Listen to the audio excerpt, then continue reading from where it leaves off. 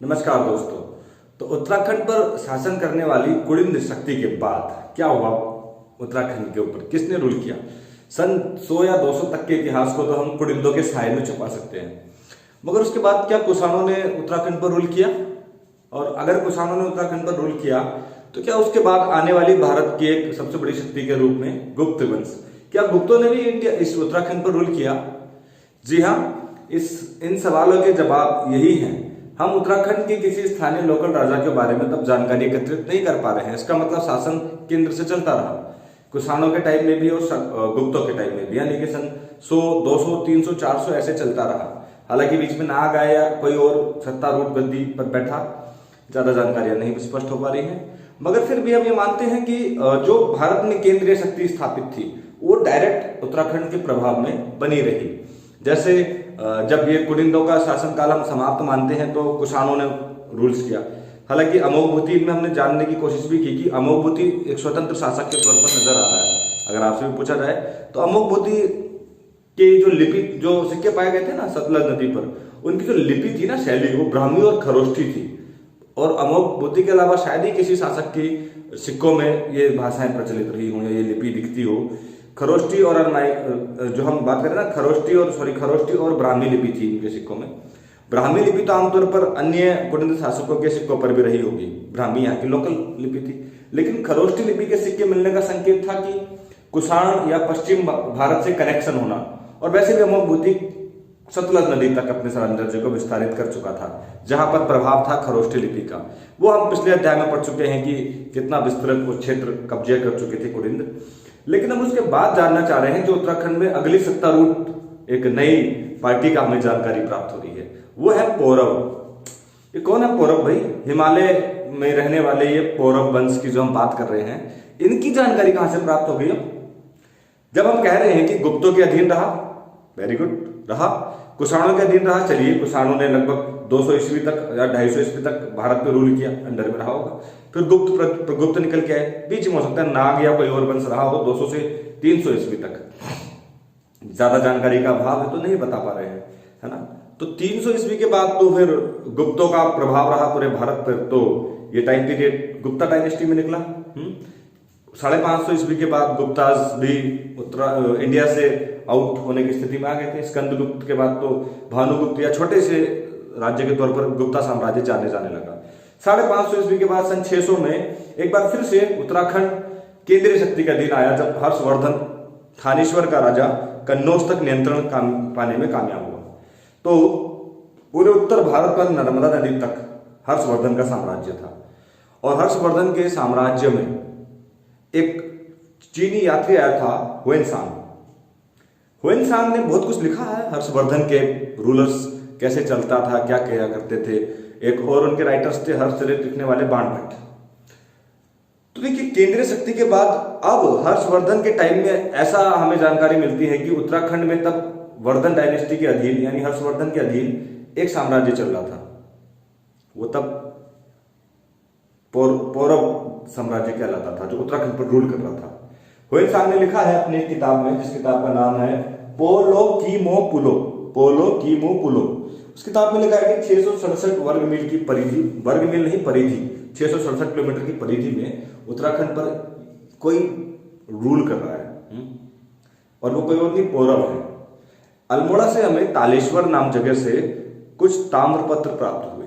उन ताम्रपत्रों में भी इस बात का उल्लेख है कि हर्षवर्धन के ही जैसी शैली के, क्योंकि उस दौर में जो ताम्रपत्र हमें हुएनसांग के प्राप्त होते हैं। देखिए, हर्षवर्धन के समय में उत्तराखंड हर्षवर्धन के अधीन था, इसमें कोई शंका नहीं है। गोविसाण में हुएनसांग के आज भी प्रमाण मिलते हैं। ये इलाका हर्षवर्धन का ही था जहां पर हम हैं, ठीक है ना। मगर बड़ी बात तो यह है कि डायरेक्ट हर्षवर्धन यहाँ पर रूल किया करता था क्या? नहीं किया करता था। तालेश्वर के ताम्रअभिलेख में ये जानकारी प्राप्त होती है, अंडर में थे उनके, हर्षवर्धन के। उन अभिलेखों में हमें जो जानकारी प्राप्त होती है उसमें कुछ रूलर्स उनके बारे में बताते हैं जो हर्षवर्धन के अधीन थे, और कुछ ऐसे जो हर्षवर्धन के अधीन नहीं थे। अब हर्षवर्धन के अधीन नहीं थे तो क्या मतलब, क्या वर्धन डायनेस्टी का प्रभाव खत्म हो गया, या ये वंश वर्धन डायनेस्टी से भी ज्यादा मजबूत हो गया? देखिए, हर्षवर्धन की मृत्यु 647 ईस्वी में हो जाती है, और 647 के बाद कन्नौज पर एक ऐसी आपातकालीन स्थिति आ जाती है कि किसी का रूल वहां पर रहता नहीं है। ऐसे में जब सेंट्रल पावर पर कोई आपके पास राजा है ही नहीं जो आपको नियंत्रण में रखे, तो क्यों जब सेंटर में कोई ऐसी पावर ही नहीं है जो आप पर नियंत्रण स्थापित करे, तो आप बेफिजूल में क्यों किसी को टैक्स देना चाहेंगे? वो सारा पैसा अपने पास जमा करके बिना केंद्र में दिए हुए आप खुद एक बड़ी सेना नहीं खड़ी कर सकते, और वो बड़ी सेना लड़ने के लिए भी तैयार है, और आपके पास केंद्र में कोई इतनी मजबूत ताकत तो है नहीं ना जो आपकी सेना का मुकाबला करे। तो हर्षवर्धन के बाद ऐसा ही हुआ, केंद्र में कोई बड़ी ताकत स्थापित नहीं हो पाई, कन्नौज वीरान रहा कुछ समय तक, और इतने में मौका मिल गया इन पौरवों को स्वतंत्र शासक बनने का। तालेश्वर का ताम्र अभिलेख तो यही जानकारी देता है। उसमें 3-4 राजाओं का जिक्र है, मैं बता दूं। एक तो अग्निवर्मन, ये भी स्वतंत्र था। स्वतंत्र होने का क्या प्रमाण है? एक उपाधि है परम भट्टारक महाराजाधिराज, जो ये उपाधियां लेते थे मोस्टली वो शक्तिशाली सामंत कहलाते थे। ये सामंत कौन है, इसके लिए आप मेरा इतिहास का वीडियो जरूर देखिएगा, मैंने उसमें स्पष्ट उल्लेख किया है कि सामंत कौन हुआ करते थे। आप उनको एक प्रकार से मुगलों या मुस्लिम शासकों के तौर पर सूबेदार समझ लीजिएगा, एक राज्य का मुख्यमंत्री और मजबूत मुख्यमंत्री। सामंतों की अपनी सेना होती थी, ये डिफरेंट है ना, मतलब ये डिफरेंट नहीं, मतलब इनमें भी होती थी। ये उनका एक गुण है सामंतों का कि वो कई बार खुद को शासक समझ के स्वतंत्रता दिखाने लग जाते थे। वैसा ही हुआ हर्षवर्धन की मृत्यु के बाद। अग्निवर्मन और उसके बाद द्युतिवर्मन, जिसका हमें ताम्रभिलेख प्राप्त हुआ है, और उसके बाद अंतिम हमें मिलता है विष्णुवर्मन का। इन 3 राजाओं के बारे में पता चलता है कि सन 725 तक, क्योंकि 725 में कन्नौज फिर से यशोवर्मन के प्रभाव में आ जाएगा, और यशोवर्मन हिमालय पर अभियान चलाएगा, फिर से उत्तराखंड को अपने अधीन कर लेगा।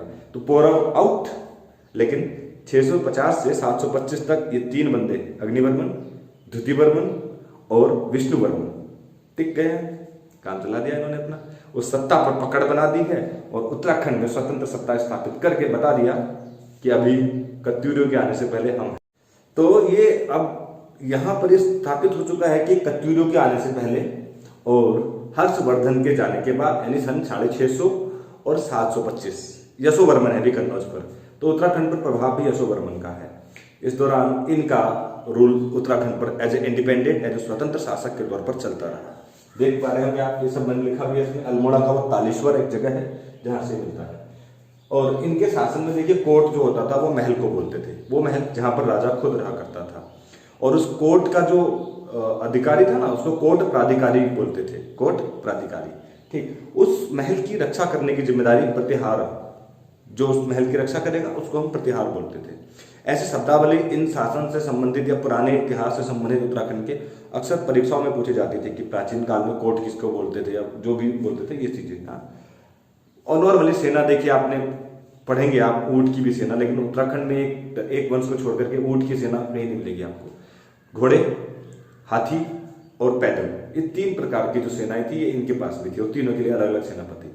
और टोटल तीनों का जो सेनाध्यक्ष होगा वो क्या कहलाता था, वो बलाध्यक्ष कहलाता था। सैनिक प्रमुख तीनों का क्या कहलाता था, वो बलाध्यक्ष। ध्यान से सुनिएगा। अच्छा, भारत में परंपरा थी, गुप्त काल में भी ये परंपरा थी, और उसके बाद ये इस्लाम में भी परंपरा रही, शरीयत का कानून भी रहा कि जब टैक्स लेते हैं ना, उस टैक्स से ही तो शासन चलता है।